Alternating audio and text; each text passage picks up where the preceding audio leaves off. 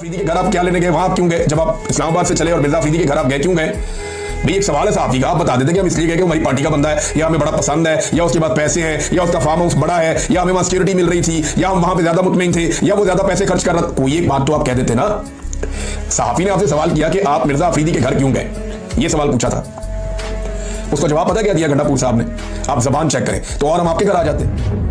मैंने कितनी बेशर्मी और ढिठाई है कि एक वजीर आला के ओहदे के ऊपर बैठाया हुआ शख्स जिसे तवक्को की जाती है कि वो अपनी जबान का सही इस्तेमाल करेगा, वो ऐसी घटिया और गंदी जुबान इस्तेमाल कर रहा है। इसका मतलब ही समझते हो कि तुम्हारे घर आ जाते और हम।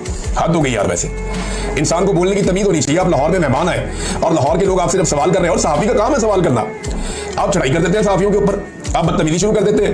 यानी जो चीजें हम मरियम नवाज को करते हुए देख रहे थे, जो चीजें हम ये इनको करते हुए देख रहे थे दूसरी जमातों को, वही चीजें आप गंडापुर ने करना शुरू कर दी है। भाई आपके पास जवाब नहीं, आप नो कमेंट कह देंगे। आप कहें मैंने प्रेस कॉन्फ्रेंस ही नहीं करनी। 90 दिन की कहानी दोबारा कौम को एक नई सुनाई गई है गंडापुर की जानिब से, और लोग ये कह रहे हैं कि गंडापुर गेम कर गया। हमजा भट्टी, इन्होंने पूछा मिर्जा अफरीदी के घर आप क्या लेने गए, वहां आप क्यों गए? जवाब हमजा भट्टी